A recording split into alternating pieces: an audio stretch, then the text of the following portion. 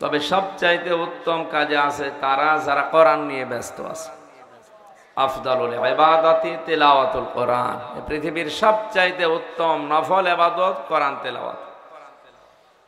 আমার মালিক আমাকে এই মুহূর্তে নির্দেশ দিয়েছে আমি যেন কোরআনের এই ময়দানে শ্রোতা হিসাবে বসে পড়ি। আপনি টের পেলেন কি বললাম?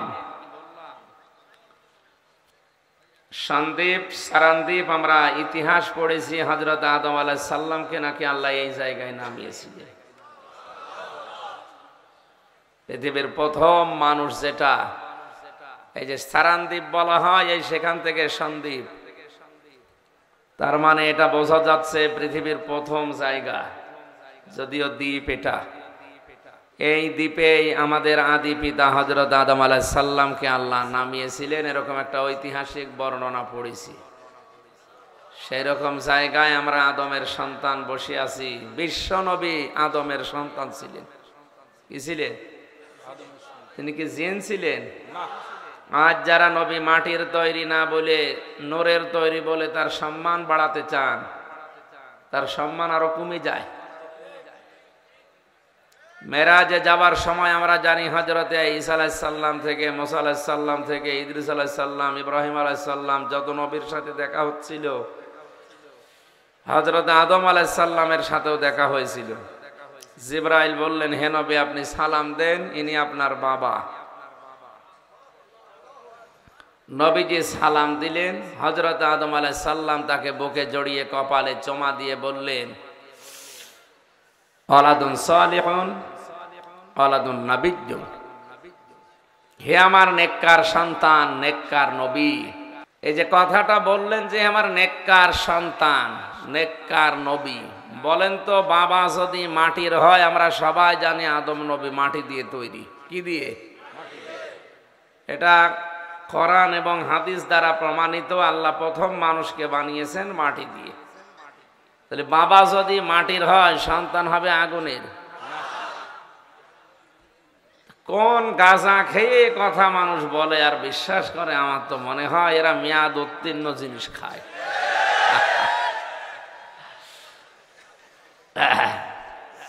তিনি বললেন, হে আমার নেককার সন্তান। তো সন্তান যখন বলে ডাক দিলেন, তাহলে অবশ্যই বোঝা যাচ্ছে বাবা যদি মাটি দিয়ে তৈরি হয়, সন্তানও মাটি দিয়েই তৈরি হবে। আমার আসলে বিষয় এইটা না, এইগুলো নিয়ে আমি তর্ক বিতর্ক বা কথা বলিও না, ও বেকার সময় নষ্ট হয়। কারণ যারা বোঝার ভান, পরেও না বোঝার ভান করে থাকে, ওদেরকে আপনি কিয়ামতের আগেও বোঝাতে পারবেন না। আমরা শেষের দিকে আসবো ইনশাল্লাহ। কথা বলছিলাম এরকম একটা গুরুত্বপূর্ণ জায়গায় যদি বিশ্বনবী আদমের সন্তান হিসাবে এমান দিকে হেঁটে যেতেন এই সন্দ্বীপের উপর দিয়ে, আর এই কোরআনের অনুষ্ঠান চলাকালীন যদি দেখতেন যেখানে কোরআন নিয়ে মানুষ ব্যস্ত আছে, বিশ্বনবী নিজে শ্রোতা হয়ে বসে পড়তেন। এরকম একটা মর্যাদাপূর্ণ জায়গায় আপনি আমি বসে আছি, বলেন আলহামদুলিল্লাহ। দরুদ আর সালাম পড়ছে আমাদের নবী মুহাম্মদুর রাসূলুল্লাহ সাল্লাল্লাহু আলাইহি ওয়াসাল্লামের প্রতি। ওয়ারাফা'না লাকা যিকরাক, যার সম্মান মর্যাদা মহান আল্লাহ এত বেশি দিয়েছেন, যেখানে আল্লাহর নাম সেখানে রাসূলের নাম। বিজ্ঞান আজ একটা হিসাব করেছে, এই যে পৃথিবীতে একটা সেকেন্ডও বাকি নেই যেখানে আল্লাহর নাম উচ্চারণ হয় না এই 24 ঘন্টায়। বাংলাদেশের এ মাথা থেকে ও মাথা 1150 কিলোমিটার। কত? এই 1150 কিলোমিটারের টেকনাফ থেকে একেবারে পঞ্চগড়ের তেতুলিয়া পর্যন্ত আপনি হিসাব করে দেখেন, এখানে প্রায় 11-11.5 মিনিটের ডিস্টেন্স আজান হওয়ায়। টেকনাফে যদি আজান হয় 5টায় 11 আজান দেওয়া লাগবে তেতুলিয়া আর পঞ্চগড়ে। এতটুকু দেশের ভেতরে যদি 11 মিনিট 11.5 মিনিট ডিস্টেন্স হয়ে যায়, তামাম দুনিয়া কত বড়। ভারত বাংলাদেশের চাইতে 29 ডবল বড়। আমেরিকা এই দেশের চাইতে 59 ডবল বড়। ওরা মাথায় ধরবে না। তামাম দুনিয়া, এ তো 3টা দেশের নাম বললা, এরকম 228টা রাষ্ট্র আছে এই দুনিয়ায়। কত? 228। এই 228টা রাষ্ট্রের যে পরিধি হিসাব করলে দেখা যায়, বিজ্ঞান একটা তথ্য দিয়েছে, একটা সেকেন্ডও আল্লাহর নাম উচ্চারণে বাকি থাকে না। আর আমরা জানি আল্লাহর নাম যেখানে, আল্লাহ নিজে কায়দা করে রসুলের নাম ওই জায়গায় ঢুকিয়েছে। মানুষ যখনই বলে আশহাদু আল্লাহ ইলাহা ইল্লাল্লাহ, সঙ্গে সঙ্গে বলে মুহাম্মাদুর রাসূলুল্লাহ। আমি খুব সংক্ষেপে কয়েকটা পয়েন্ট শিক্ষার জন্য বলছি। মানুষ অনেকে অজু করে, অজু ভেঙে যায় 7টা কারণে। কয় কারণে? অনেকে নামাজ পড়ে, নামাজও ভেঙে যায় 19টা কারণে। হজ করলে হজও ভেঙে যায়, নষ্ট হয়ে যায় 5টা কারণে। কথা বুঝতেছেন? কেউ রোজা রাখলে রোজাও নষ্ট হয়ে যায় 2টা কারণে। কেউ আমল করলে আমলও নষ্ট হয়ে যায় 2টা কারণে। কয়টা? 2টা। এরকম হিসাব করলে আপনি দেখবেন যত ইবাদত আছে, এটা নষ্ট হওয়ার পেছনে কিছু না কিছু কারণ আছে। এ পর্যন্ত বুঝেছেন কিনা বলেন? আমার মনে হয় পরিবেশ বেশি রাত হয়ে গেলে এটাই হয় না। আপনি মিথ্যা কথা বলবেন না। এখন বাজে রাত 12টা। এত রাত পর্যন্ত যদি এই কাজ করে আপনি তাহাজ্জুদের নামাজ পড়ে, যারা ফজরের পরে কর্মজীবন আছে, কিভাবে করবে?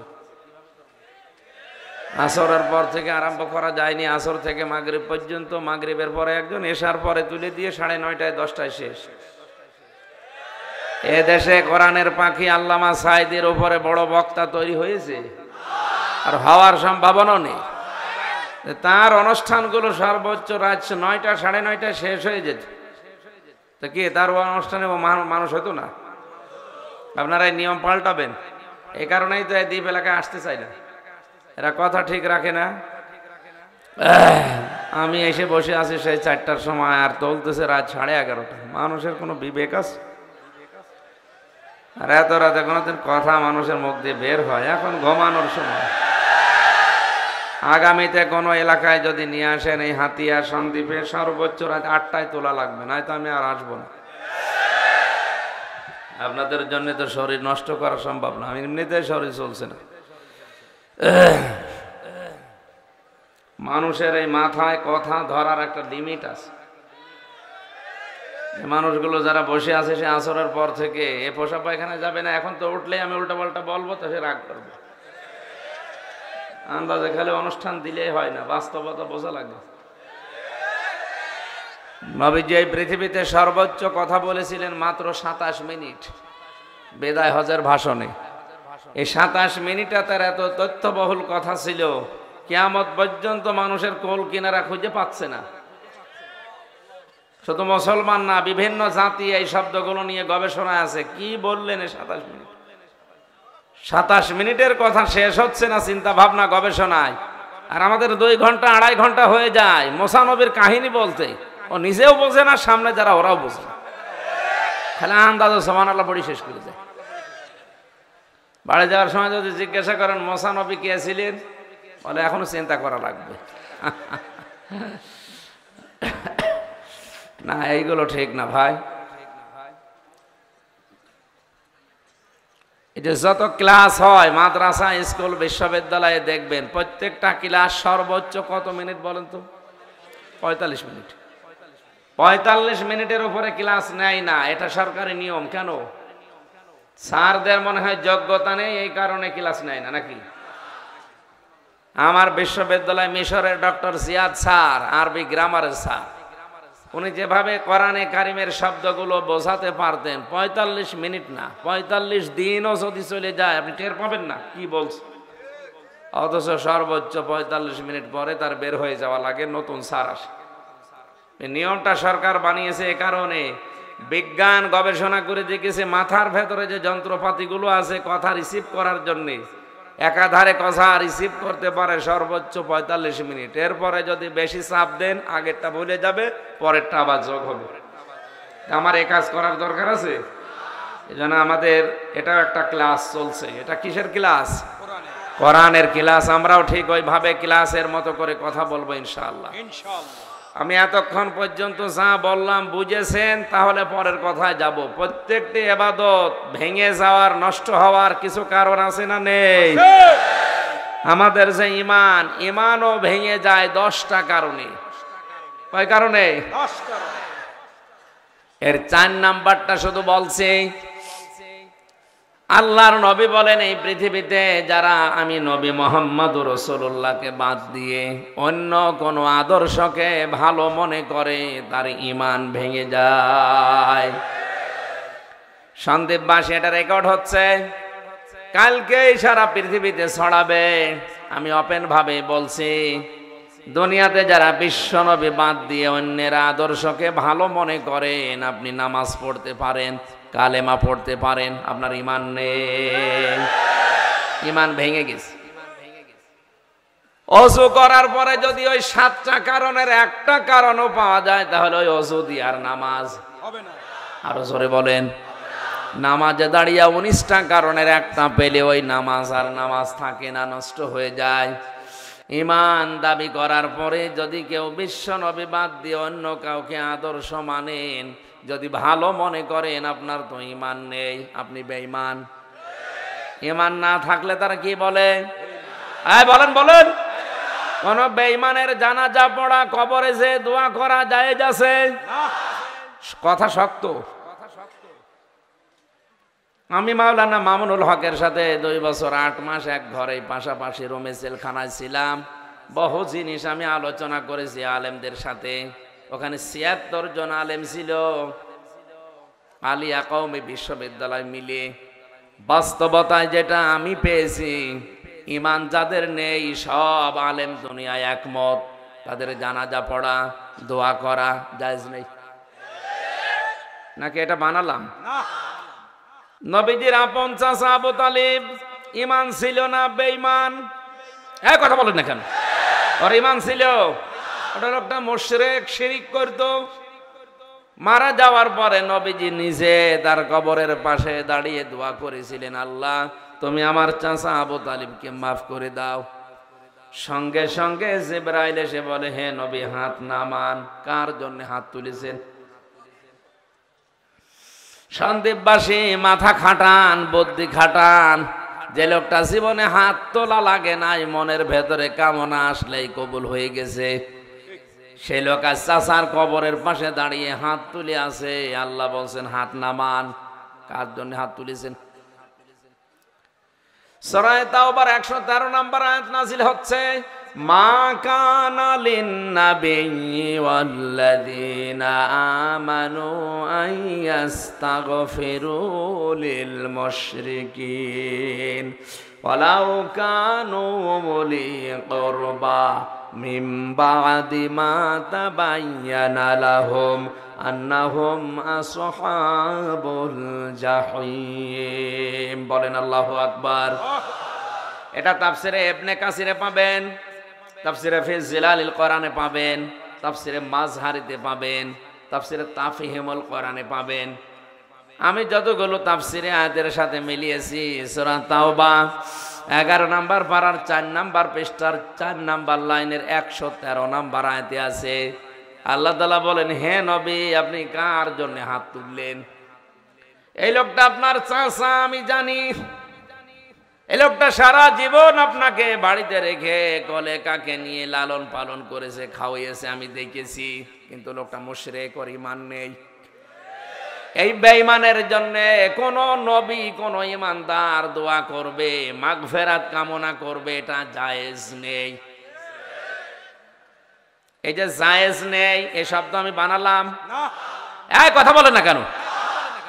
মা কানা লিন-নাবিয়্যি ওয়াল্লাযীনা আমানু, কোন নবীর জন্য, কোন ঈমানদারের জন্য, শুধু আজকের এই দিন না, কিয়ামত পর্যন্ত জায়েজ নেই কোন মুশরিকের জন্য, বেঈমানের জন্য ক্ষমা চাবে। ওয়ালাউ কানু উলি কুরবা, যদি ওইটা নিজের নিকট আত্মীয় হয়। কি বুঝলেন এই আয়াত থেকে? শুধু কোরআন পড়লেই 10টা করে নেকি হয়ে যাচ্ছে আপনার? একটু চিন্তা করেন না, এই আয়াতটা কোরআনে আছে। নবীর আপন চাচা ঈমান নেই, বেঈমান মুশরিক, তার জন্য যদি দোয়া করা জায়েজ না হয়, তাহলে বাংলাদেশে যারা মুশরিক বেঈমান কাফের মরে যাবে, ওদের দোয়া করা, জানাজা পড়া, খানা করা জায়েজ হয় কি করে? এই জন্য বুঝে শুনে জানাজা যাবেন। কথা বুঝতেছেন? বিশ্ব নবী বাদ দিয়ে অন্য কেউ যাদের আদর্শ, ওর ঈমান ভেঙে গেছে, ঈমান নষ্ট হয়ে গেছে, ভেঙে গেছে। ওই নষ্ট ঈমান নিয়ে, নষ্ট ওযু দিয়ে যেমন নামাজ হয় না, নষ্ট ঈমান নিয়ে জান্নাতে যাওয়া যাবে না। সুতরাং এরকমের বেঈমান যারা আছে, এদের জন্য আজকে থেকে জানাজায় হাজির হওয়া, দোয়া করা, কবরে দেওয়া বন্ধ করে দিন, বেকার হবে। 50টা গরু জবাই করেও যদি তার নামে খাওয়ান, পুরাটাই মাটি, কিচ্ছু হবে না। এত শক্ত কথা বললেন কেন? এমনিতেই বলি নাই। কয়েকদিন আগে একটা জরিপ এসেছিল, এই দেশে 100 জনের 15 জন মানুষ মাত্র বিশ্ব নবীকে আদর্শ মানে, আর 85 জন নবীকে মানে না, সব টানা নানায়াস। অথচ ভালোবাসা উতলিয়ে পড়ছে মহব্বতে। এই যে বিভিন্ন রকমের অনুষ্ঠান পালন করতে গিয়ে, শবে বরাত বলেন, শবে কদর বলেন, নবীর জন্মদিন, মৃত্যুদিন, ঈদে মিলাদুন নবী, বিভিন্ন নাম দিয়ে এরা শুধু খাওয়া খাওয়া ছাড়া আর কিছু নেই। জিলাপি খাওয়া, খিচুড়ি খাওয়া, এই হালুয়া রুটি, এগুলো খালি খাওয়া, খাওয়ার ভেতরে এত মহব্বত আসে, অথচ বিশ্ব নবীকে আদর্শ হিসাবেও জীবনে মানে না। রাজনৈতিক জীবনে আদর্শ হয়ে দাঁড়িয়েছে আবু জেহেলের মতো লোক। এরপরেও যদি কেউ না বোঝার ভান করে বলেন আমি এখনো বুঝছি না, এখানে আসেন, আসেন, এদিকে আসেন, আপনাকে জড়ি কোদাল দিয়ে বুঝাচ্ছে।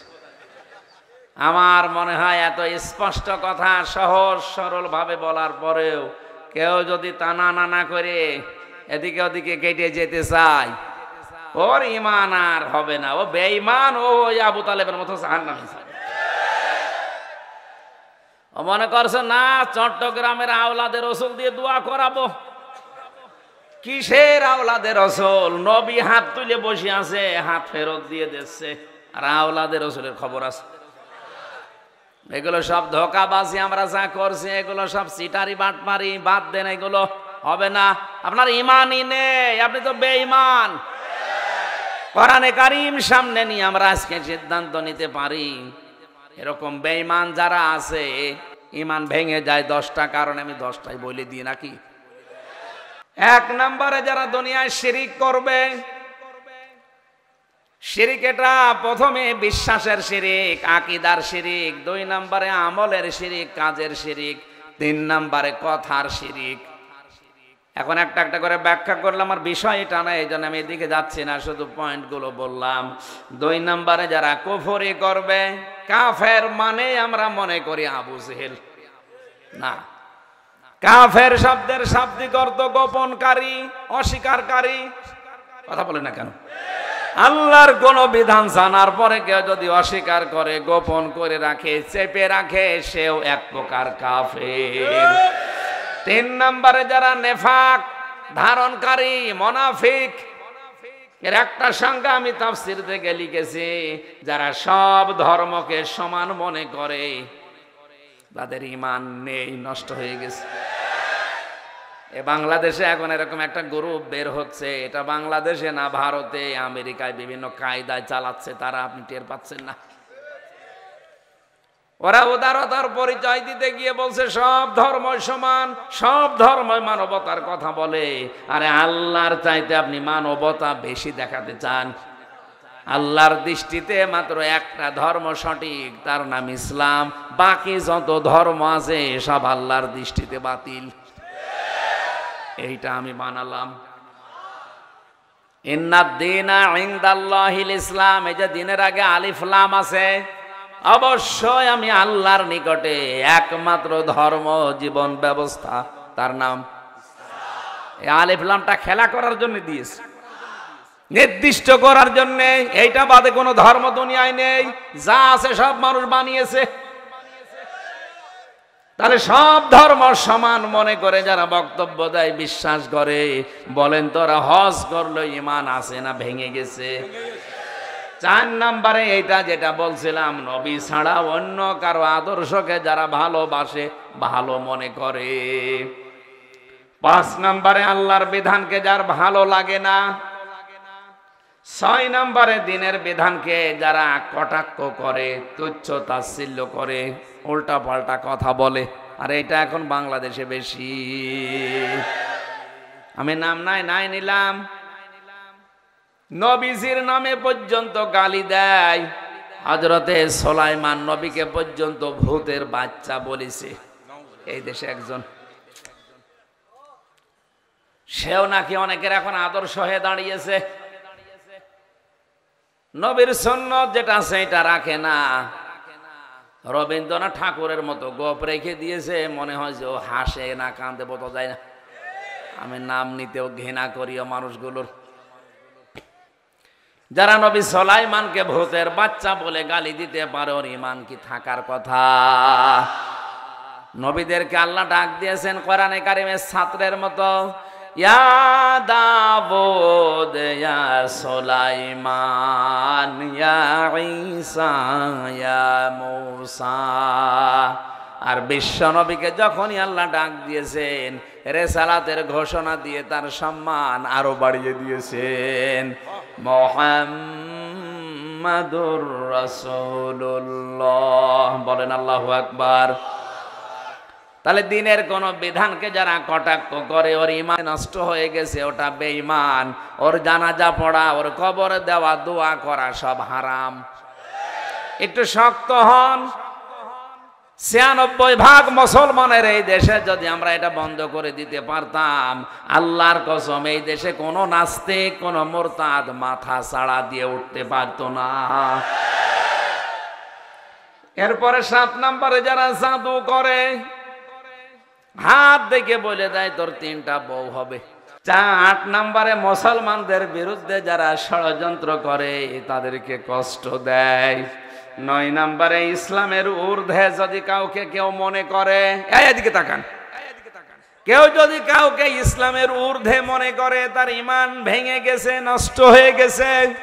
10 নম্বরে ইসলামের কোন বিধান যারা ঘৃণা করে, অপছন্দ করে, ঘৃণা করে, এটা সূরা মুহাম্মদের 9 নম্বর আয়াতে, সূরা সেজদার 22 নম্বর আয়াতে এই তথ্যগুলো আছে। আমি লম্বা করে বললাম না, কারণ আমার আলোচনার সাবজেক্ট আজকে অন্যটা। আমি যেটা বোঝাতে চাই এতক্ষণ পর্যন্ত সামারাইজ করে, বিশ্ব নবীকে যারা বাদ দিয়ে অন্য কারো আদর্শকে ভালো মনে করেন, আপনি নামাজ পড়তে পারেন, রোজা রাখতে পারেন, দাড়ি রাখতে পারেন, আপনার ঈমান নেই, আপনি বেঈমান। আর বেঈমানের জানাজা দেশে আর হবে, কবরে দেওয়া হবে, ওর জন্য দোয়া করা, মাগফিরাত কামনা হবে। একটু শক্ত হয়ে বন্ধ করে দেন, কারণ বেঈমানের জানাজা পড়া, হাজির হওয়া, দোয়া করা হারাম। আপনি মনে করছেন আমি মুসলমান, হারাম কাজ করছি। কি করে আপনি হারাম কাজ করেন? শাইখুল হাদিস ইবনে শাইখুল হাদিস উনি এই কথাটাই বারবার বলতেন, হামজা আসলে আমরা সবাই নামাজও পড়ছি, রোজাও রাখছি, অথচ বেঈমানের জানাজা পড়া, কবরে দেওয়া, মাগফিরাত কামনাও করছি। আমার অন্তরে এই কথাটা খুব বেশি গেইতেছে। ঠিকই তো আমরা হারাম কাজ করছি অনেকেই। নবীজির চাচা মারা গেছে, নবীজির দোয়া আল্লাহ ফেরত দেয়, আর বাংলাদেশে টাটকা মুশরিক মরে যায়। তাহলে এইটা না, আমরা দোয়া করে গরু জবাই করে জান্নাতে দিয়ে আসি, মনে হয় যে কন্ট্রাক্টরই নিয়েছে। এ ভণ্ডামি বাদ দেওয়া লাগবে। আমাদের একমাত্র আদর্শ মুহাম্মাদুর রাসূলুল্লাহ। কিছু মানুষকে আল্লাহ দুনিয়াতে খুব বেশি অপছন্দ করেন। অপছন্দ করেন আমির হামজা কে? বলেন বলেন বলেন। আল্লাহ নিজে কিছু মানুষকে অপছন্দ করেন, ঘৃণা করেন। এই মানুষগুলোর নাম আল্লাহ কোরআনে দিয়েছেন। এখন দেখি শবে বরাত সম্পর্কে, নিসফে শাবান সম্পর্কে মাওলানা সাদিকুর রহমান আজহারি, হোসাইন আহমেদ মাহফুজ থেকে অনেক কথা শুনেছেন। আমি ওদিকে যাচ্ছি না, যে এই কয় প্রকার মানুষকে আল্লাহ ঘৃণা করে দেখি আমরা কোনো প্রকারে আছি কিনা। যদি থাকি আমরা এখনই তওবা করে পাল্টাবো। জবান খুলে কোরআনের সোনালী আয়াত একবার পড়েন। আউযু বিল্লাহি মিনাশ শাইতানির রাজিম, বিসমিল্লাহির রহমানির রহিম। ওয়াকাতিলু ফি সাবিলিল্লাহিল্লাযীনা ইউকাতিলুনাকুম ওয়া লা তা'তাদু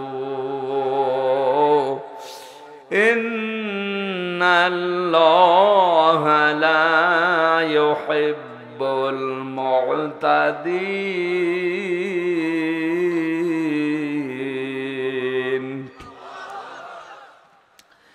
আল্লাহ পাক বলেন তোমরা লড়াই করো। তাহলে লড়াইয়ের পক্ষে কে? অনেক মানুষ এই কথাটা শুনলেই মন খারাপ করে যে ইসলাম মনে হয় মারামারির ধর্ম না। ওমা রমাইতা ইযে রমাইতা ওয়ালাকিন্নাল্লাহা রমা। হে নবী, ওই দিন যেদিন আপনি বালি নিক্ষেপ করেন, বালি তো শুধু আপনি সামনের দিকে ফিকে মেরেছিলেন, বাকি চারিদিকে কাফেরদের চোখে পৌঁছিয়ে দেওয়ার দায়িত্ব পালন করেছে আমি আল্লাহর কুদরত।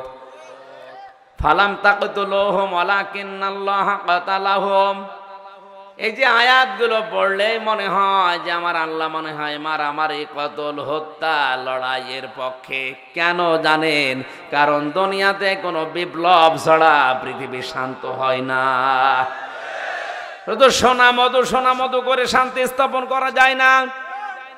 এমন এমন জায়গা আছে যেখানে বুখারী শরীফের তুলনায় বাকারি শরীফ দিয়ে কাজ হয় বেশি। এই জন্য নবী যেদিন হিজরত করেন, নবীকে আল্লাহ শিখিয়েছেন আপনি এই কথা আমার কাছে বলেন। এইদিকে তাকান, এই কথাতে শুনলে আপনার রাগ হয়, রাজনীতি মনে হয়। আল্লাহ নিজে নবীকে এই কঠিন মুহূর্তে বলেন, হে নবী আপনি আমার কাছে এই দোয়া করেন, অকুর রব্বি আদখিলনি মুদখালা সিদকি ওয়া আখরিজনি মুখরাজা সিদকি ওয়াজআল লি মিন লাদুনকা সুলতানান নাসীরা। সূরা বনী ইসরাঈলের ৮০ নম্বর আয়াত। আল্লাহ পাক বলেন, নবী আপনি এই কঠিন মুহূর্তে আছেন, চারিদিকে তরবারি নিয়ে ওরা দাঁড়িয়ে আছে। আপনাকে একবার দেখতে পারলেই 2 কোপ লাগবে না, 1 কোপে আলাদা করবে। আপনি কঠিন ভয়ঙ্কর মুহূর্তে আমার কাছে বলেন, আল্লাহ তুমি আমাকে ঘর থেকে নিরাপদে বের করে দাও। রাস্তা থেকে বের করে যখন মদিনা পর্যন্ত নিয়ে যাবে, আমাকে নিরাপদে নিয়ে যেও। আর মদিনাতে যাবার পরে আমার একটা রাষ্ট্র ক্ষমতা দিও যার ভেতরে তোমার সাহায্য থাকে। রাষ্ট্রীয় ক্ষমতা না হলে এমন এমন কিছু কাজ আছে যেটা ওয়াজের মাধ্যমে সমাধান করা যায় না। এই জন্য নবীকে জানিয়েছেন আপনি দোয়া করেন যে আল্লাহ আমাকে রাষ্ট্র ক্ষমতা দাও। এটা যদি কেউ রাজনীতি মনে করে মন খারাপ করে, ওর ঈমান আছে না ভেঙে গেছে? কারণ এটা আল্লাহর নির্দেশ, কোরআনের আয়াত। দোয়া কবুল করবেন যিনি, সে আল্লাহ যদি এই দোয়া করতে বলেন, এই দোয়া কবুল হতে দেরি হবে। আরো জোরে বলেন। আরে ভাই, যাকাত ভিত্তিক অর্থনীতি যেটা, কিয়ামত পর্যন্ত আমি হামসা যদি ওয়াজ করি, কোরআনের পাখি 50 বছর যাকাতের পক্ষে ওয়াজ করেছে, কিছুই করতে পারেনি। কথা বলেন না কেন? কিন্তু মিল্লাদুনকা সুলতানান নাসীরা, যদি রাষ্ট্রীয় ক্ষমতা হাতে চলে আসতো, যদি প্রধানমন্ত্রী হয়ে যেতেন, একবার যদি বলতেন এদেশে যাকাত ভিত্তিক অর্থনীতি কায়েম করে দিলাম, আল্লাহর কসম 50 বছর ওয়াজ করা লাগতো না, 2 সেকেন্ডের ওয়াজে কাজ হয়ে যেত।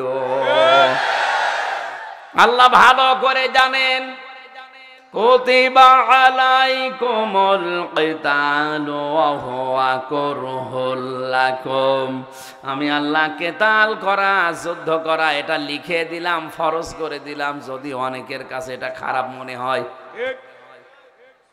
আজ আফগানিস্তান ইসলামী একটা ইমারত তৈরি করে কোরআনের আইনগুলো আজ চালু করে তামাম দুনিয়ার দিকে তাকান, তারা পৃথিবী এখন তাদের দিকে তাকিয়ে আছে। দুনিয়ায় যদি কেউ এক টুকরা জান্নাত দেখতে চায় সে যেন আফগানিস্তানের দিকে তাকায়, কারণ কোরআনের আইন যেখানে চলে ওই জায়গাটা আমার আল্লাহ পুরাটাই জান্নাত বানিয়ে দেন। ফামান তাবিআ হুদায়া ফালা খাউফুন আলাইহিম ওয়ালা হুম ইয়াহজানুন। এই সারানদ্বীপে, এই সন্দ্বীপে হযরত আদম আলাইহিস সালামকে আল্লাহ যখন নামিয়ে দিয়েছিলেন, উনি কিন্তু প্রথমে চিন্তা করছিলেন, আল্লাহ কি করি এখানে, আমার সন্তানাদি দুনিয়ায় যারা কিয়ামত পর্যন্ত আসবে কি হবে তাদের। আমার আল্লাহ পাক এই শব্দটা দিয়ে তাকে সান্ত্বনা দিয়েছেন, কোনো ভয় নেই, কোনো চিন্তা নেই, আমার পক্ষ থেকে হেদায়েত যাবে, পথ নির্দেশিকা যাবে, যদি এগুলো মেনে চলতে পারো যেখান থেকে নামিয়ে দিলাম আবার ওই জায়গায় ফেরত নিয়ে আসবো। এখানে খাউফুন এবং ইয়াহজানুনের ব্যাখ্যায় আমি পড়েছি মানুষ যেগুলো নিয়ে চিন্তা করে। আজকে একটা ভিডিও দেখছিলাম, কিশোর গ্যাং নামে কিছু সন্তানেরা তৈরি হচ্ছে, এরা এত ভয়ঙ্কর, এত ভয়ঙ্কর আপনার মাথায় ধরবে না, মানুষ এত নিচে নামতে পারে। মায়া দয়া বলতে তো এদের কিছুই নেই। একটা মেয়ে হেঁটে যাচ্ছে, অ্যাসিড নিয়ে মুখের উপরে নিক্ষেপ করে মোটরসাইকেল নিয়ে পালায়, কত মানুষ দাঁড়িয়ে আছে, কেউ প্রতিবাদ করার সাহস পাচ্ছে না। আল্লাহ আদম আলাইহিস সালামকে এই গ্যারান্টি দিয়েছিলেন, আমার যে হেদায়েত যাবে যদি অনুসরণ করে কায়েম করতে পারো, এই কিশোর গ্যাং ওই দেশে থাকবে না। মেয়েকে স্কুলে কলেজে মাদ্রাসায় পাঠিয়ে অ্যাসিড নিক্ষেপের ভয় থাকবে না, কেউ চোখ টিপ দেবে না, কেউ ইফটিজিং করবে না। এই গ্যারান্টিগুলো দিয়েছিলেন কে? আরো জোরে বলেন। আল্লাহ এই জন্য বলেন, নবী আপনি এই দোয়া করেন যে আমি রাষ্ট্র ক্ষমতা তুমি আমাকে দাও যার ভেতরে তোমার সাহায্য থাকে, যদি এটা আপনি পেয়ে যান, এমন এমন বিধান আছে যেগুলো ওয়াজে কাজ হয় না, আইন করা লাগে। আল্লাহ এই জন্য কেতালের পক্ষে, মানুষকে বাড়ি না দিলে সোজা হবে না, এমন এমন কিছু আছে। এই জন্য কঠিন কঠিন বিধান পাপের জন্য আল্লাহ দিয়ে দিয়েছেন। যদিও অনেকে এই মানবতার নাম নিয়ে এগুলোকে বর্বর আইন পর্যন্ত বলছে।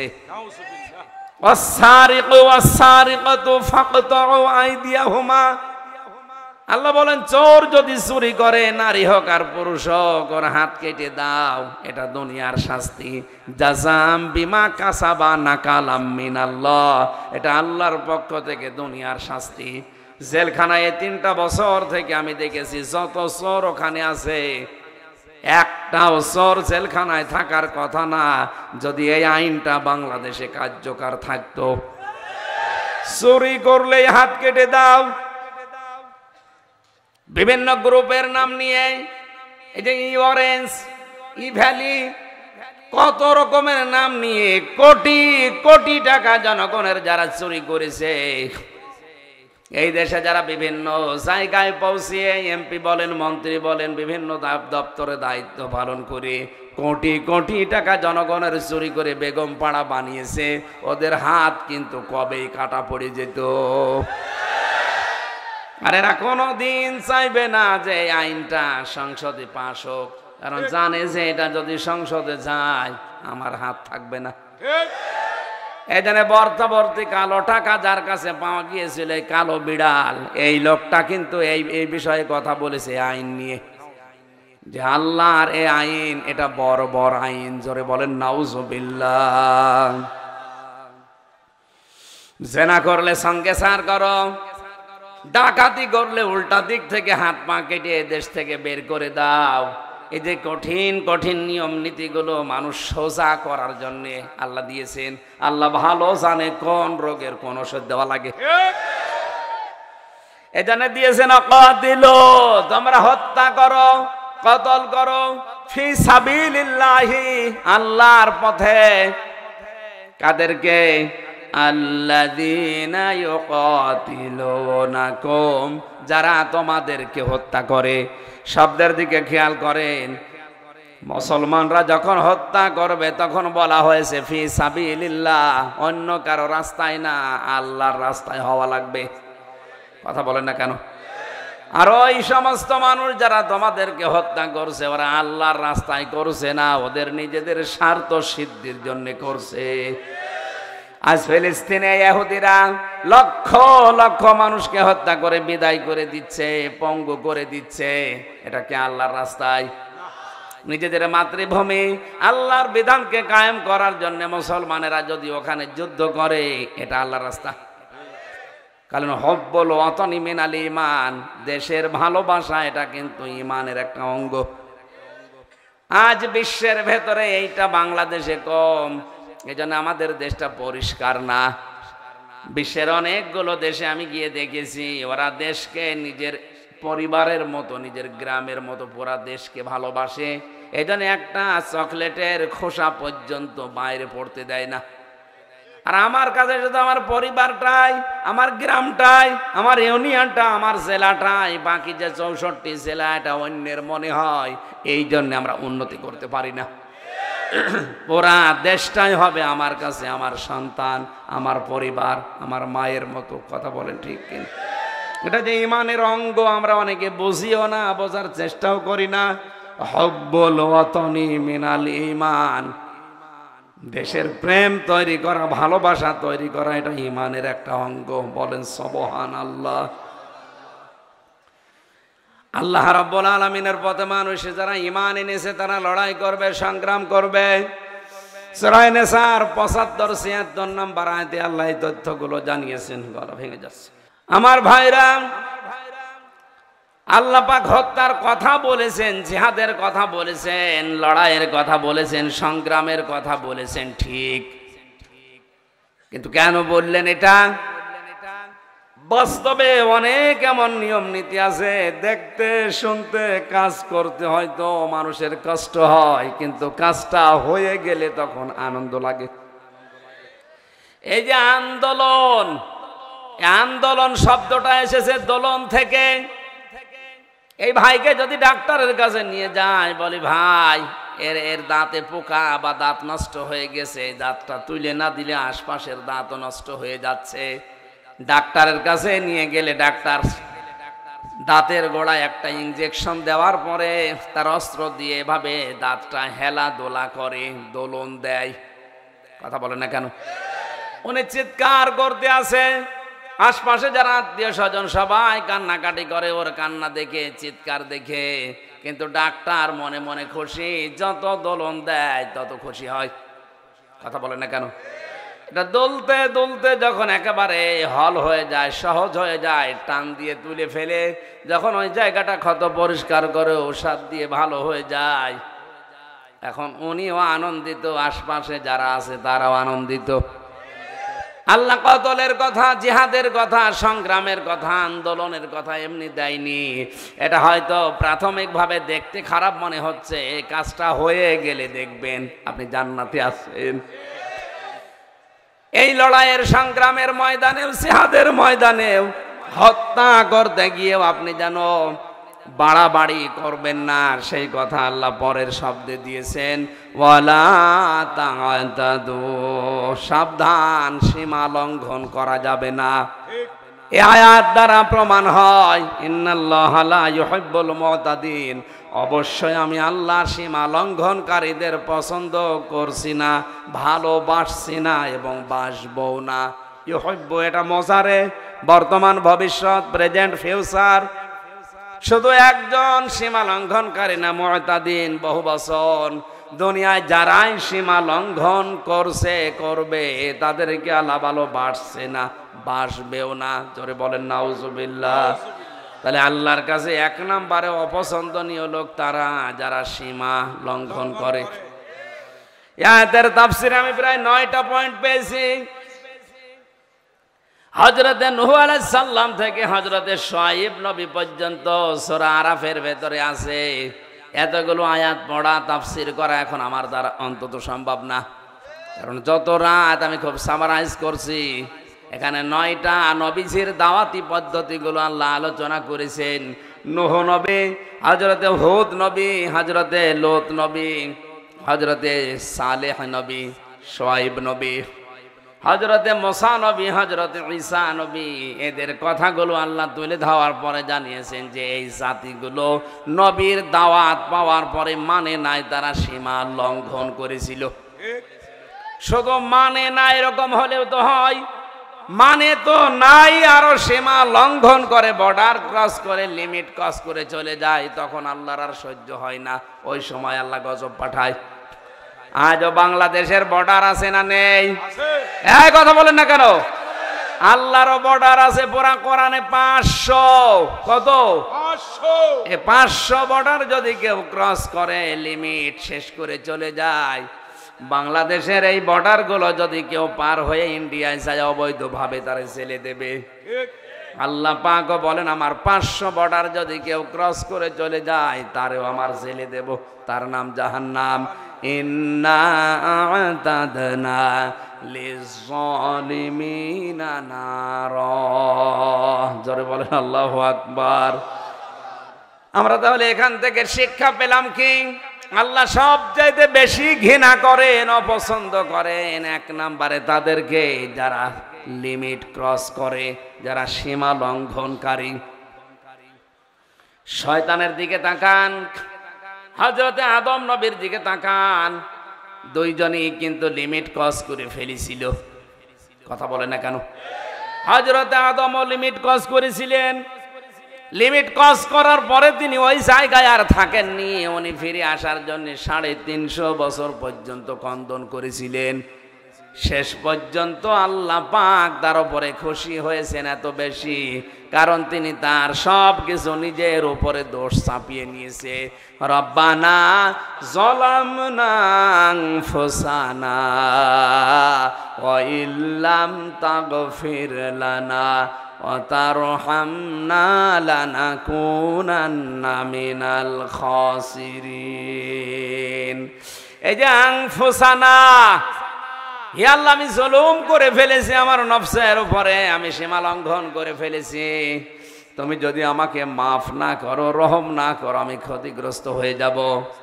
আল্লাহ পাকের কথাটা এত বেশি খুশি হয়েছিলেন, আমি তাফসিরে পড়েছি কিয়ামত পর্যন্ত আদমের সন্তান যারা আসবে তারাও যদি দুনিয়ায় ভুল করে এই শব্দ দিয়ে আল্লাহর কাছে কন্দন করে, মহান আল্লাহ তাদেরকেও মাফ করে দেবেন। আজকের এই পবিত্র রজনীতে লাইলাতুন নিসফে মিন শাবানে জবান খুলে মন থেকে আয়াতটা পড়েন, রব্বানা যালামনা আনফুসানা ওয়া ইল্লাম তাগফির লানা ওয়া তারহামনা লানাকুনান্না মিনাল খাসিরিন। সিস্টেম অপর পৃষ্ঠায় দেখুন, শয়তানও ভুল করেছিল, লিমিট ক্রস করেছিল, কিন্তু আর ফিরে আসে নাই, ও আর্গুমেন্ট পেশ করেছে। আল্লাহ পাক যখন জিজ্ঞাসা করেন সেজদা দিলে না কেন, ও যদি বলতো আল্লাহ আমার ভুল হয়ে গেছে, আল্লাহ মাফ করে দিত। ও তো স্বীকার না করে আরো আর্গুমেন্ট পেশ করে বলেছে তুমি আমাকে বানিয়েছো আগুন দিয়ে, আর ওইটা বানিয়েছো মাটি দিয়ে। আমার ভেতরে পাওয়ার আছে, শক্তি আছে, আর ওর ভেতরে পাওয়ার নেই, আজ 15 বছর ক্ষমতায় নেই। আল্লাহ পাকে কথাটা এত বেশি অপছন্দ করেছে, কারণ কি? কারণ পাওয়ার এটা শুধু আল্লাহর ক্ষেত্রে মানায়। পাওয়ার শব্দের শাব্দিক অর্থ আরবিতে যদি এটা ধরেন, ইন্নাল্লাহা আলা কুল্লি শাইইন কদির, সব কিছুর উপরে পাওয়ার ক্ষমতাকার, সব কিছুর উপরে পাওয়ার আল্লাহর। এটা যখন নিজের দিকে টেনে নিয়েছে, আমার ভেতরে পাওয়ার আছে, আল্লাহ এত বেশি রাগান্বিত হয়েছেন। আল্লাহ ওই সময় তাকে বলেছে ক্বালা ফাহবিত মিনহা, দূর হয়ে যা। কারণ তুই অহংকার করলি, পাওয়ার দেখালি, কোনো পাওয়ার দেখানো মানুষকে আমি আল্লাহ জান্নাতে রাখি না। এ আয়াত থেকে প্রমাণ হয় যারা ক্ষমতা পাওয়ার পরে পাওয়ার দেখাবে, শক্তি প্রদর্শন করবে, ওরা জান্নাতে থাকতে পারবে না। এখন যদি বলেন হুজুর আপনি আমারে বাঁশ দিলেন, এখানে বাঁশ ছাড়া কি আছে? আপনার সাথে মিলে গেলে আমি করব কি? শয়তান অহংকার করেছিল ক্ষমতার। কথা বলে না কেন? কিসের অহংকার? আরো জোরে। আজ এই দেশে যারা ক্ষমতা পেয়ে অহংকার করছে, বুঝবেন ওইটা আরেকটা শয়তান। শয়তানকে ওই দিন আল্লাহ দুইটা জিনিস থেকে চিরবঞ্চিত বলে ঘোষণা দিয়েছে। এক নম্বরে বলেছে তোরে কোনোদিন এই জান্নাতে আর নিয়ে আসবো না। দুই নম্বরে কোনোদিন তোরে আমি ক্ষমা করব না। আজ যারা ক্ষমতা পেয়ে বেশি বেশি দেখাতে চায়, অহংকার করে, ওরা আল্লাহর জান্নাতে কোনো দিন যাবে না, ক্ষমাও পাবে না। শয়তান ওই দিন আল্লাহর কাছে তিনটা জিনিস কামনা করেছে। কিয়ামত পর্যন্ত ওই শয়তানের যারা আদর্শর, ওরা ওই তিনটা জিনিসই চাইবে। অলাংসিরনি ইলা ইয়াউমি ইউবাসুন, হে আল্লাহ আমি কিয়ামত পর্যন্ত হায়াত চাই। এই যে বেশি দিন বেঁচে থাকার আকাঙ্ক্ষা, এটা শয়তানের। এক কথা বলে না কেন? বেশি দিন বেঁচে থাকার আকাঙ্ক্ষা কার? আপনি তাকান আজ বাংলাদেশ সহ বিশ্বের দিকে, শয়তান মার্কা মানুষগুলো বেশি দিন বেঁচে থাকে। এত মানুষ মরে যায়, শয়তান কিন্তু মরতে চায় না। শয়তান দুই নম্বরে বলেছে আল্লাহ আমি টাকা পয়সা চাই, পাওয়ার চাই, বলেন দিলাম। আজ তামাম দুনিয়ার দিকে তাকিয়ে দেখবেন টাকা পয়সা পাওয়ার যাদেরই বেশি, ওরাই আল্লাহ রাসূলের বিরুদ্ধে বেশি। তিন নম্বরে শয়তান ওই দিন বলেছে আল্লাহ ক্বালা ফাবিমা গাওয়াইতানি লা আকুদান্না লাহুম সিরাতাকাল মুস্তাকিম, তোমার বান্দাদের ধোঁকা দিয়ে বোকা বানিয়ে জাহান্নামে নেওয়ার জন্য আমি কিন্তু ভালো ভালো রাস্তার মোড়ে মোড়ে অবস্থান করব। সন্দেহবাসী শয়তানকে আপনি সিনেমা হলের সামনে পাবেন না, কারণ ও জানে যে এখানে যারা আসবে এরা আমার চাইতে বড় শয়তান। শয়তানকে আপনি রাজবাড়ির গোয়ালন্দ ঘাটে, যশোরের ওই ওই ওই জায়গায় পাবেন না, কারণ ও জানে যে এখানে যারা আসতেছে আমারে ছাড়িয়ে চলে গেছে। আমি যাব কোথায়? সন্দ্বীপের এই টাউন ফুটবল ময়দানে, এখানে কোরআনে কারিম শোনানো হচ্ছে। আমি যাই, বিভিন্ন সুরত নিয়ে বসি, মানুষ কোরআন শুনতে আসলেই বলবো এখানে যাওয়ার দরকার নেই, এ হুজুর অন্য দলের লোক রাজনীতি করবে। আপনি মেলান তো এরকম কথা কেউ বলে না, বলে না। এখন অনেকেই মনে করছে হুজুরে মনে হয় কেউ বলি দিয়েছ না। আমি খুলনায় গিয়েছিলাম ছেলে যাওয়ার আগে 20 সালে। এই 3 বছর তো দুনিয়া সম্পর্কে কিছুই জানি না। 20 সালে খুলনায় এক মাহফিলে আমারে বলছে হুজুর স্বামী স্ত্রীর গন্ডগোল কেন হয় বলেন। ঠিক আছে, সূরা নিসার 34 আর 35 নাম্বার আয়াতের ব্যাখ্যা করলাম যে এই কারণে গন্ডগোল হয়, আর এটা মেটানোর পদ্ধতি এই। এখন সভাপতির সাহেবের বাড়িতে রাতে খাবার, অনেক কথা বলছে না। কে কথা বলেন না কেন?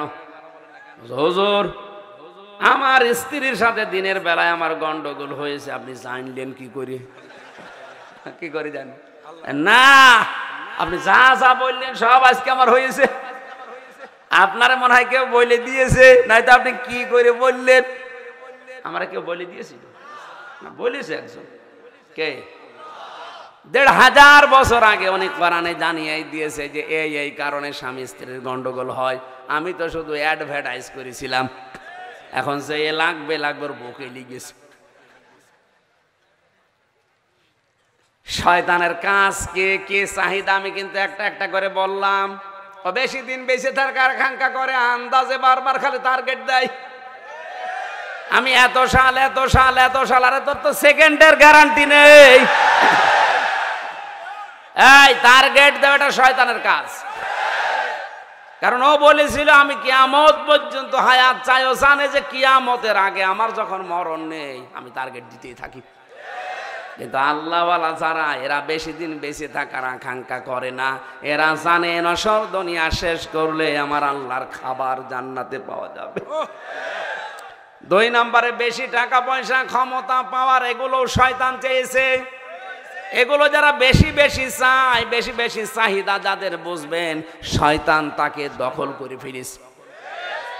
এই লোকটা যদি এখন বাড়িতে যে সালাম দেওয়ার পরে মানে বউ যদি বলে শুয়োরের বাচ্চা, এই কুকুরের বাচ্চা, রাগ হবে? হ্যাঁ, না না। ও যদি জ্ঞানী মানুষ হয় রাগও করবে না, মন খারাপও হবে না, চিন্তা করবে আল্লাহ, এ তো আল্লাহওয়ালা মেয়ে মানুষ, শিক্ষিতা, ধার্মিক, কোনোদিন আমার মুখের ওপরে মুখ তুলে কথা বলে না। আর আজকে আমি ভালো বুঝে সালাম দিলাম, আর আমারে বসে কুকুরের বাচ্চা, আমার এই বউরে জিনে ধরেছে। এ স্বাভাবিক নেই, এর ভূতে ধরেছে, জিনে ধরেছে। আপনি যখন শুধু দুনিয়া দুনিয়া দুনিয়া, ক্ষমতা ক্ষমতা করে লাফাবেন, বুঝবেন আপনি আর স্বাভাবিক নেই, শয়তান আপনাকে দখল করে ফেলেছে। 3 নাম্বারটা তো ঝামেলা।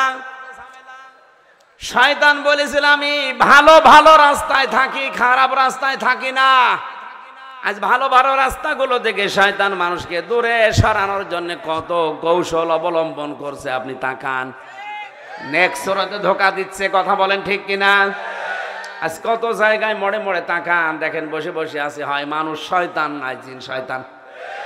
আমার মনে হয় জিন শয়তানে নদী পার হয়ে, সাগর পার হয়ে নাও আসতে পারে, মানুষ শয়তান আছে। ও ভুল করেছিল কিন্তু স্বীকার করেনি। ও যদি আর্গুমেন্ট পেশ না করে স্বীকার করেনি তো আল্লাহ তোরে মাফ করে দিত। এমনও কায়দা আমি পড়েছি তাফসিরে, আল্লাহ একটা গোলা বানিয়েছিলেন, গোলা বানিয়ে একটা মুখ বানিয়ে বলেছে এখানে শুধু মাথা নত কর, তোর সেজদা হয়ে যাবে। ও মাথা না দিয়ে আগে ঢুকিয়েছে পা। এখানে গোলায় যারা ধান গম এগুলো পাড়তে যারা ওঠেন, আগে পা ঢোকাবেন না আগে মাথা ঢোকাবেন? আগে পা ঢুকিয়ে দিয়েছে কে? দেখেছেন কত কায়দা করেছিল আল্লাহ, যে শুধু একটু মাথা নত করুক, আমি এইটাই সেজদা মানবো। ও শয়তান আগে মাথা না দিয়ে পা লাগিয়েছে। এবার আসেন আমি মূল কথা যেটা বলতে চাচ্ছিলাম এই আয়াত থেকে। শয়তান কিন্তু আল্লাহর এই বিধানটা মানে নাই, কিন্তু আল্লাহর বিধানের এগেনস্টে নতুন করে কোনো বিধানও তৈরি করে নাই। এ কথায় একমত আছেন কিনা? এদিকে তাকান। শয়তান আল্লাহর বিধান মানে নাই, কিন্তু আল্লাহর বিধানের এগেনস্টে নতুন করে কোনো বিধান ও আরো জোরে বানায় নাই। কিন্তু মানুষ হিসাবে যে মানুষ আল্লাহর বিধান মানে না, এর এগেনস্টে নতুন করে আল্লাহর বিধান থাকার পরেও নিজে নিজে আইন তৈরি করে আল্লাহর বান্দাদের উপরে চাপিয়ে দেয়, এটা শয়তান না শয়তানের দাদা? জিন শয়তান আমরা জানি, সূরা ইখলাস, সূরা নাস, ফালাক, সূরা ফাতিহা, আয়াতুল কুরসি, সূরা ইয়াসিন, সর্বোচ্চ সূরা জিন পড়ে যদি ফু দেওয়া যায় চলে যায়। ঠিক। আরে মানুষ শয়তান, পুরা কোরআন পড়ে ফু দেবেন, যাবে না? আমাদেরকে জিন শয়তানে আসর করে না, আমাদেরকে ধরে ফেলেছে মানুষ শয়তান। আমরা সীমা লঙ্ঘনকারী হয়ে যাচ্ছি। আমি যে 7-9টা পয়েন্ট বলছিলাম, এতগুলো কথা বলতে গেলে আমার গলাও সাপোর্ট করছে না, সময়ও কভার করছে না, মেলা রাত হয়ে যাচ্ছে, এজন্য খুব তাড়াতাড়ি করছি। 1 নম্বরে আল্লাহ তাদেরকে ভালোবাসেন না যারা সীমা লঙ্ঘনকারী। 2 নম্বরে আল্লাহ ভালোবাসেন না যারা জালেম, অত্যাচারী। সূরা আলে ইমরানের 56-57 নম্বর আয়াতে আল্লাহ জানিয়েছেন। সূরা শুরার 42 নম্বর আয়াতে জানিয়েছেন, ইন্নামাস সাবিলু আলাল্লাযীনা ইয়াযলিমুনান নাস। আল্লাহ পাক বলেন এই পৃথিবীর ময়দান থেকে বিদায় নেওয়ার পরে আমি আল্লাহ মামলা দেব তাদের বিরুদ্ধে যারা মানুষ হয়ে মানুষের উপরে জুলুম করে। আল্লাহু আকবার। ও সন্দীপবাসী, আয়াতটা ইয়াজলিমুন আল মুসলিমুন আল্লাহ দেয়নি, দিয়েছে ইয়াজলিমুন আন নাস। ইয়াজলিমুনা মোজারে, বর্তমান, ভবিষ্যৎ, প্রেজেন্ট, ফিউচার। আজ মানুষ হয়ে যারা মানুষের উপরে জুলুম করছেন তাদের বিরুদ্ধে সরাসরি অভিযোগ দায়ের করবে, মামলা দেবে, কেস করবে কে? আল্লাহ।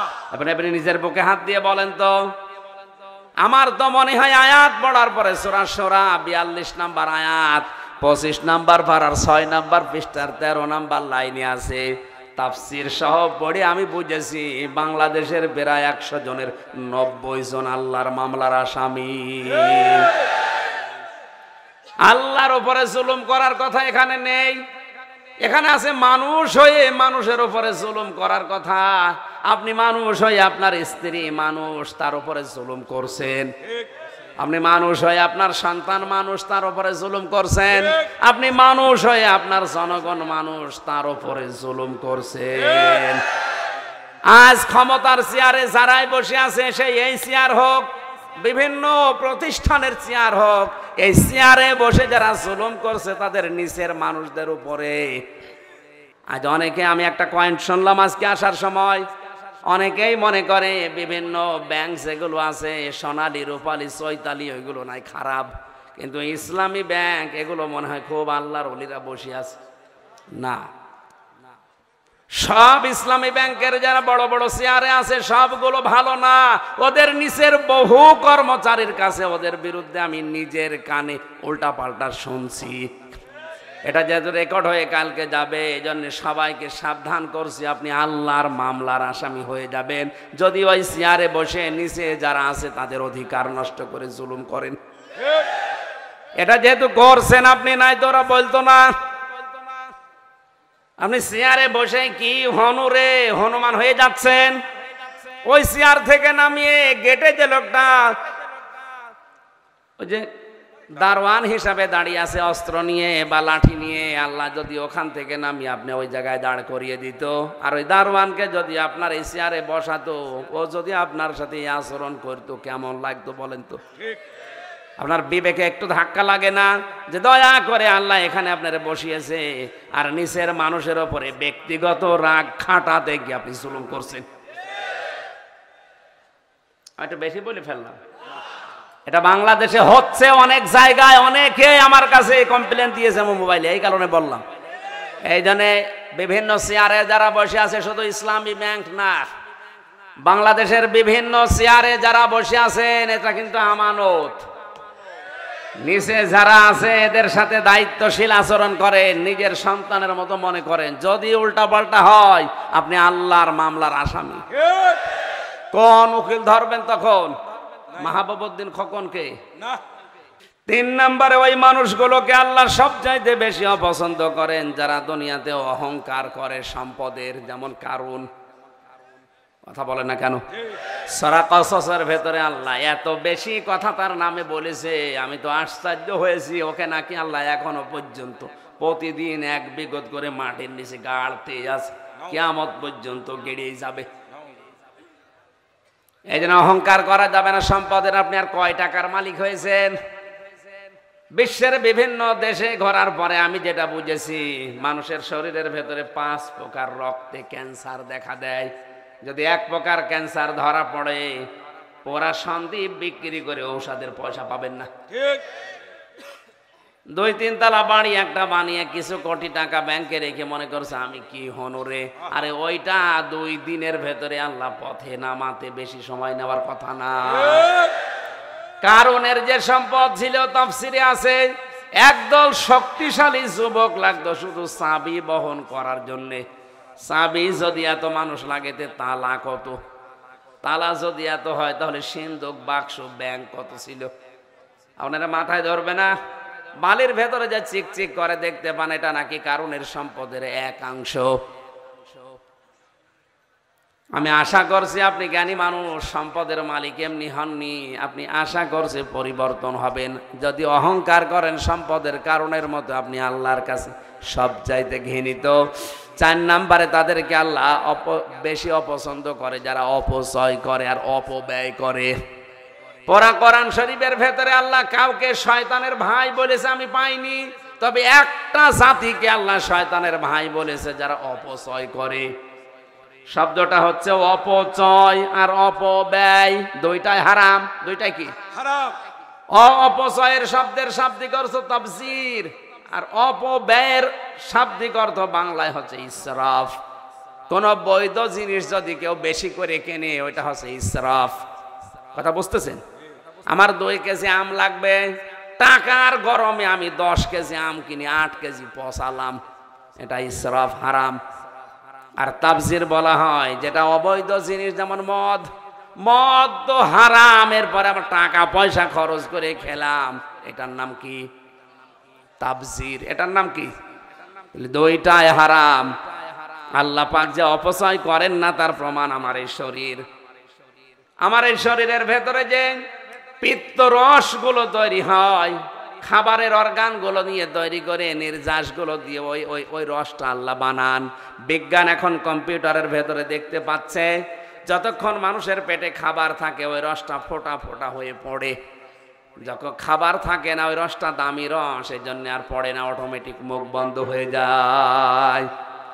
আল্লাহ নিজে অপচয় করেন না, অপচয়কারীকে তিনি পছন্দও করেন না। 5 নম্বরে যারা আমানতের খেয়ানত করে, আর এইটা বাংলাদেশে সবচাইতে বেশি। আমরা মনে করি আমানতের খেয়ানত মানেই হচ্ছে টাকা দিলাম 10,000 ফেরত দিল না, এইটা না।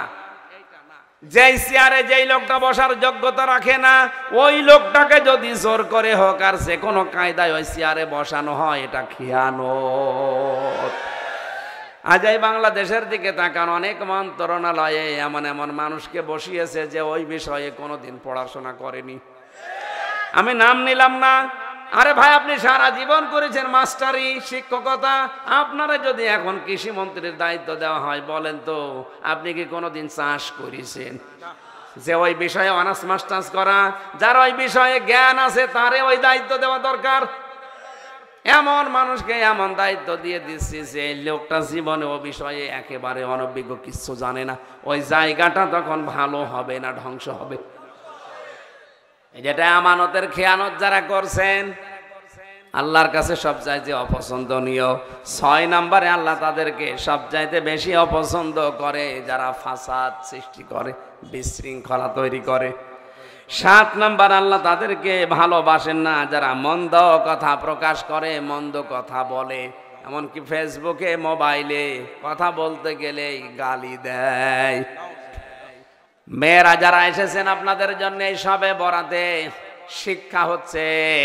শবে বরাত বলতেন স্পেশাবানে 2 জন মহিলাকে আল্লাহ এ দুনিয়ায় সালাম দিয়েছেন, একজনকে আর ঘর বানিয়েছেন একজনের জন্য। আল্লাহ সালাম দিয়েছেন জিন্দা অবস্থায় স্বামী ভক্তি করার কারণে। আসিয়াকে আমার আল্লাহ জান্নাতে ঘর বানিয়ে দিয়েছেন স্বামী ভক্তি করার কারণে। অথচ সারা দুনিয়ায় আমরা যেটা দেখতে পাচ্ছি, মেয়েদের কাছে অবহেলিত, লাঞ্ছিত, অপমানিত সবচাইতে বেশি তার স্বামী। আপনি গুরুত্ব দিতে চান না, অথচ নামাজ পড়ছেন, রোজা রাখছেন, কালো বোরকা পরছেন, কোন নিয়তে করেন এগুলো? নবীজি মেরাজের রাত্রে দেখলেন কিছু মহিলাকে জাহান্নামে, বললেন এরা জাহান্নামে কেন? জিবরাইল বলে এরা কুফরি করে। নবীজি বললেন এরা কুফরি করে কি আল্লাহর সাথে? বলে না, এরা কুফরি করে তার স্বামীর সাথে। স্বামীর সাথে কুফরি কে?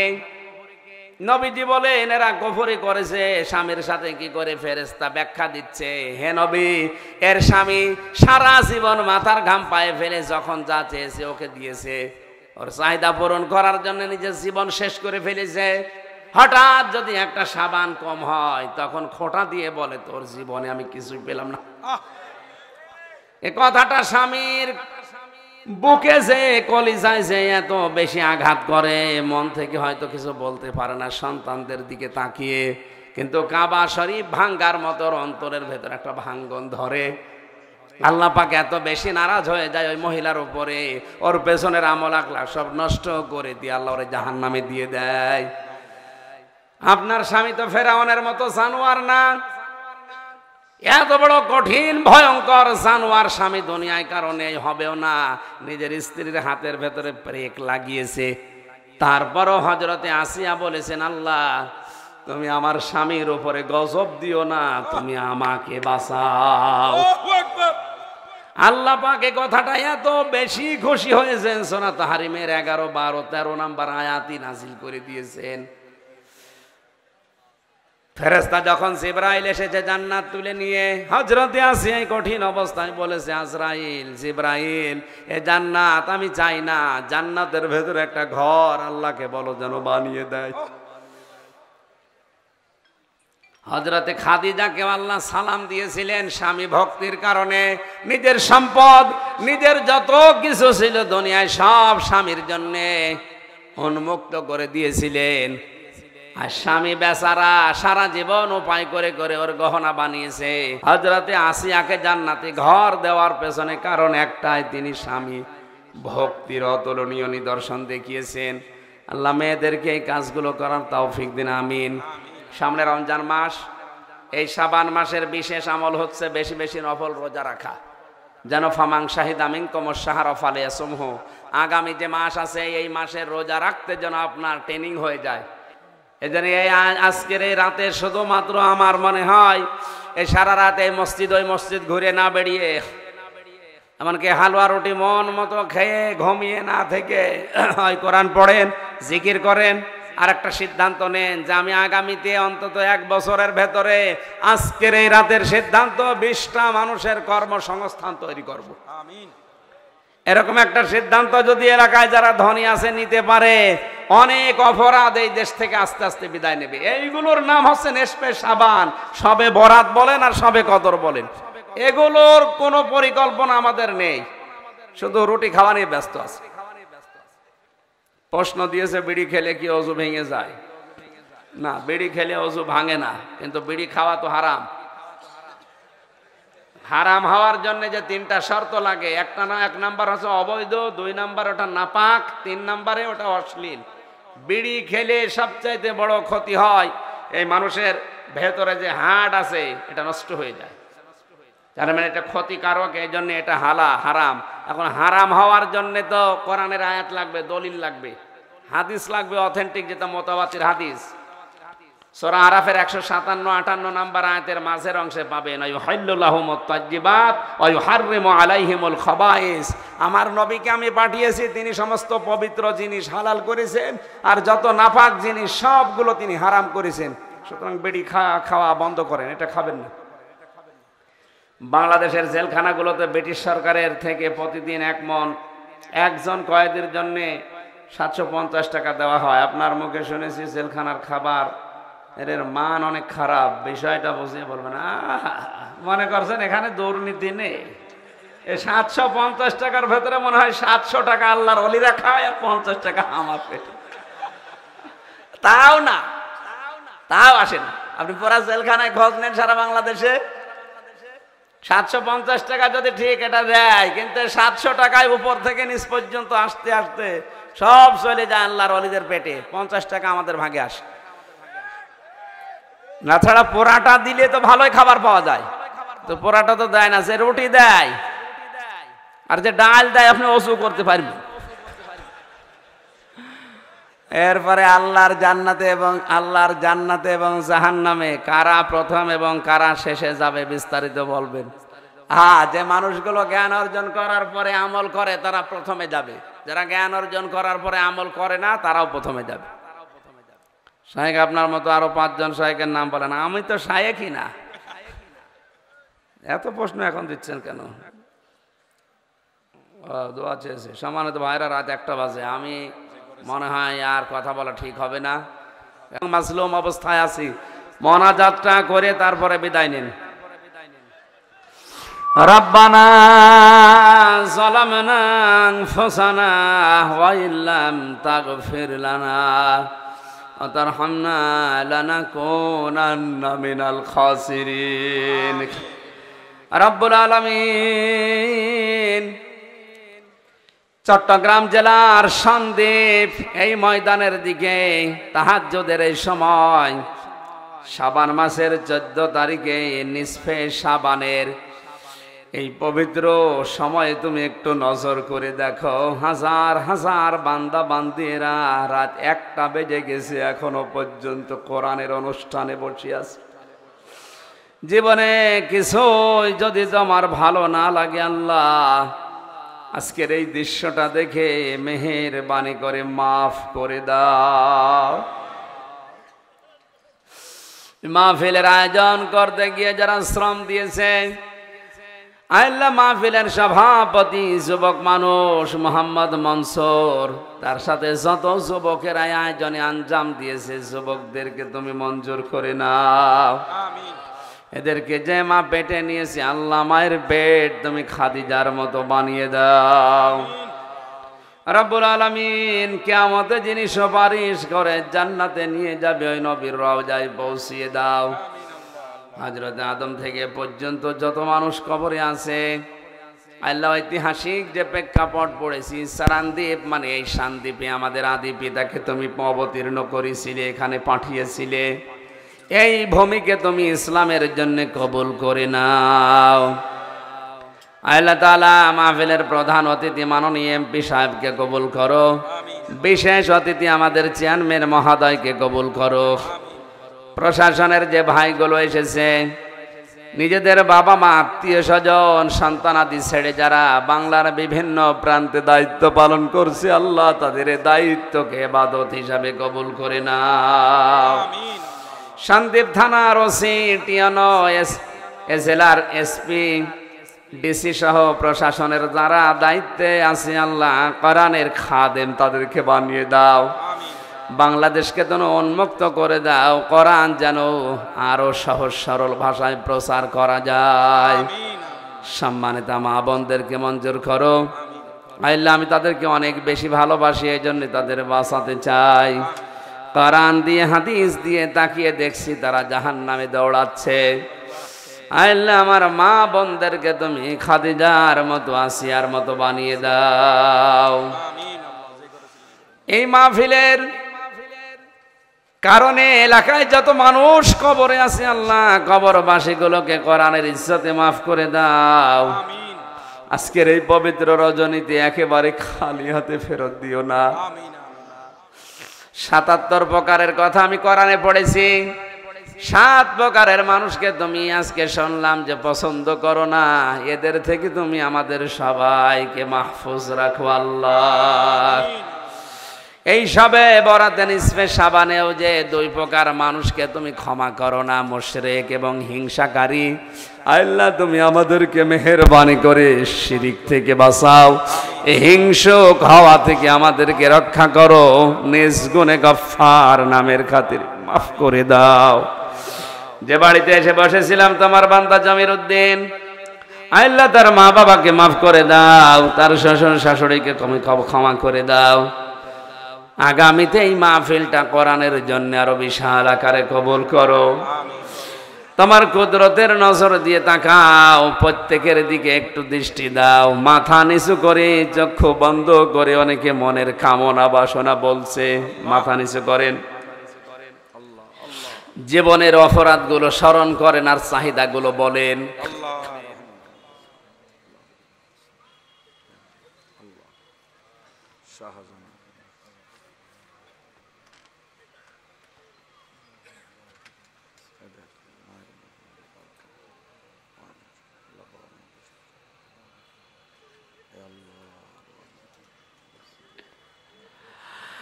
রব্বুল আলামিন, মনের ভেতরে যার যে কামনা বাসনা আছে আল্লাহ তুমি আমাদের জীবনের চাহিদা আশাগুলো পূর্ণ করে দাও। তুমি ছাড়া কার কাছে বলবো? এই দ্বীপের ভেতরে যারা বসবাস করে আল্লাহ এদের জীবনে বরকত দিয়ে দাও। ২৪ ঘন্টা এরা আমার মনে হয় যে আতঙ্কে আছে, কখন না জানি সাগর উত্তাল হয়ে এক ঢেউয়ের ছাপ পড়ে এদেরকে বিদায় করে দেয়। আল্লাহ তুমি এদেরকে বাঁচাও, ঈমান আমল নিয়ে টিকে থাকার তৌফিক দাও। তুমি নিজেই জানিয়েছো মানুষ যদি আমার কাছে বারবার না চায় আমি রাগে যাই, বারবার বলছি আল্লাহ আল্লাহুম্মা লা তারুদ্দানা খায়বিন, আল্লাহুম্মা লা তারুদ্দানা খায়বিন, আল্লাহুম্মা লা তারুদ্দানা খায়বিন। একেবারে খালি হাতে ফেরত দিও না, কিছু না কিছু আমাদের হাতে দাও। আমাদের মা বাবাকে মাফ করে দাও, স্ত্রীকে মাফ করে দাও, সন্তানদেরকে ক্ষমা করো, মানুষের মতো মানুষ বানাও, নেককার বানাও। রব্বি হাবলি মিনাস সালিহিন, রব্বানা হাব লানা মিন আজওয়াজিনা وذرياتنا قرة أعين وجعلنا للمتقين إماما رب ارحمهما كما ربياني صغيرا সারা জীবন কষ্ট দিয়েছি মা বাবাকে আল্লাহ তুমি তাদের মাফ করে দাও আল্লাহুম্মা ইন্নী আসআলুকা শাহাদাতান ফি সাবিলিক সারা জীবনের কামনা আমাদের এইটা আল্লাহ সাধারণভাবে মরণ দিও না মরণ যদি আমাদের দাও তুমি শাহাদাতের মরণ দিও যত মানুষ কবরে আছে তাদের মাফ করে দাও যত আলেম ওলামা সহ নিরপরাধ মানুষ যারা জেলে আছে মুক্ত করে দাও কোরআনের পাখিকে তুমি মেহেরবানি করে কবরে ক্ষমা করে দাও কখন মরণ চলে আসে জানি না সেজদা অবস্থায় যেন মরণ আসে আর যেন বলতে পারি লা ইলাহা ইল্লাল্লাহু মুহাম্মাদুর রাসূলুল্লাহ।